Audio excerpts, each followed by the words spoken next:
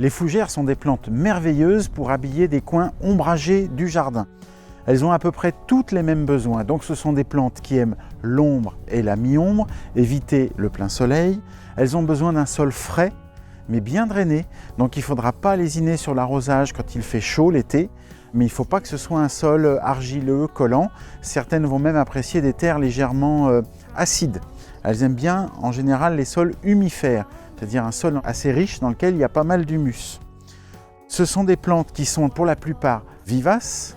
Certaines sont persistantes, d'autres sont semi-persistantes et encore d'autres sont caduques.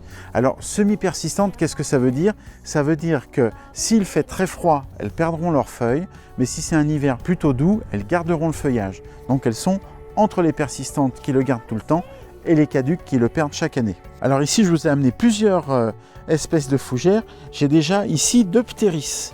Alors les ptéris, je les aime beaucoup parce qu'elles ont un feuillage assez étonnant. Elles ont un petit inconvénient, elles ne sont pas très résistantes au froid.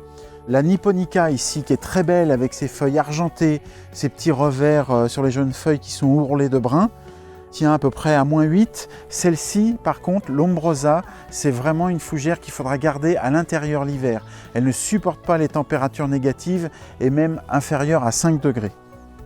Et puis il y a les Dryopteris. Alors les Dryopteris, ce sont des plantes qui sont quand même bien résistantes au froid. Là j'en ai une qui est magnifique, c'est la Dryopteris affinis. Elle peut monter jusqu'à 1,20 m de haut, elle est très résistante au froid et elle est persistante. Après, j'ai celle-ci qui est très belle aussi, c'est la Dryopteris erythrosaura. Elle est semi-persistante et elle va monter à peu près à 80 cm de haut. Et pour finir, une plus petite, mais que j'aime beaucoup, que je trouve très délicate, c'est la Dryopteris atrata. Alors elle est caduque et elle va monter à peu près à 60 cm de haut et elle résiste bien au froid aussi. Toujours dans mes familles de fougères, on a maintenant les Polystichums. Alors les Polystichums, elles sont plutôt résistantes, elles sont persistantes pour la plupart. La plus grande, c'est la Setiferum, qui va elle aussi monter jusqu'à 1 m, 1 m 20. C'est une grande et belle fougère. Et là, nous avons le Polystichum polyblepharum qui va monter à 80 cm. Par contre, une résistance au froid un petit peu moins importante parce qu'il monte à peu près à -7. Mais j'aime beaucoup son feuillage très découpé qui est vraiment très graphique. Et la petite sœur qui est là, le Polystichum tsusimense, qui lui est bien résistant au froid. Et c'est une petite fougère, elle va monter à peu près jusqu'à 40 cm de haut. Et pour finir, une très jolie petite fougère originaire de Nouvelle-Zélande, c'est la Douda media.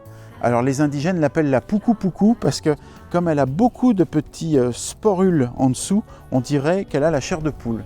Et donc puku puku, ça veut dire chair de poule. C'est une fougère qui est superbe parce que toutes les jeunes pousses sont rouge-rose, assez vifs. C'est vraiment magnifique. Et celle-ci va monter à peu près une 40 cm de haut. Et elle n'est pas très résistante non plus parce qu'elle tient à peu près jusqu'à -8.